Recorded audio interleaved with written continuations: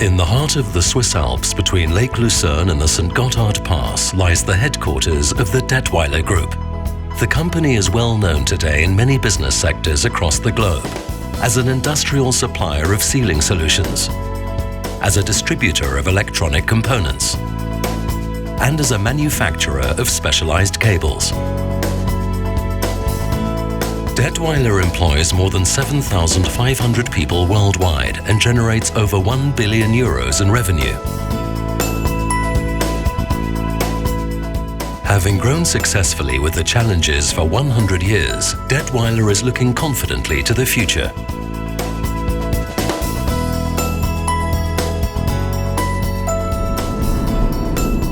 The history of the high-tech group began in 1915 in Altdorf in central Switzerland. There, Adolf Datwyler took over the management of a small, heavily indebted Swiss wire and rubber factory. In the midst of World War I, the young manager reorganized the business. Soon, in 1917, Adolf Datwyler bought the company, making the transition from manager to entrepreneur. In the early 20th century, poor but industrious people in the canton of Uri worked in the fledgling manufacturing industry. Adolf Datwyler assumed social responsibility. As early as 1918, he set up a workers' health insurance scheme.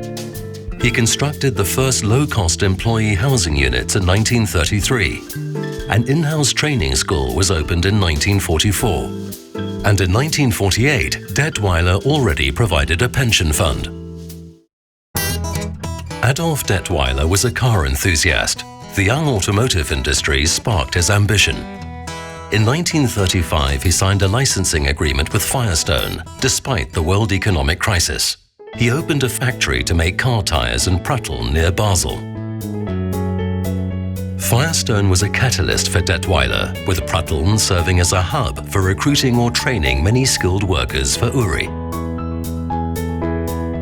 At the same time, Datwyler continued to expand. In 1947, he acquired an interest in Stahlrohr Limited Rotrist, and in 1949, he bought Gummi Mag in Zurich. This takeover kicked off the distribution of technical components. Responding to the signs of the times to move ahead, this remained Datwyler's credo during World War II. Switzerland's largest waste rubber recycling plant came on stream in Altdorf, and Datwyler started producing bicycle tires, which were much in demand in those days.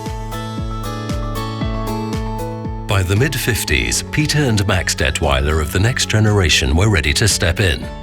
In 1958, the family established Datwyler Holding. Adolf Datwyler died shortly after.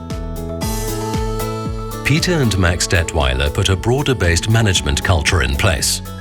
In 1967, the three divisions, cables, rubber and floorings, began operating as independent units. Focus was placed on inventiveness and freedom of research. Datwyler also had to reinvent its product range. Simple, mass-produced items were not the recipe for long-term success. Promise for the future lay in areas that others shied away from. Datwyler found such market niches in the automotive and pharmaceutical industries. The company also opened up new markets in technical component distribution. Datwyler was on the way to becoming an international multi-niche player. In 1986, Peter and Max Datwyler took half of the company public. At the same time, they wanted to ensure the company's long-term independence. A unique succession plan made this possible. Ever since, the directors of the listed holding company have held the majority of votes in a fiduciary capacity. To achieve this, Peter and Max Datwyler relinquished substantial assets in the interest of a sustainable ownership structure.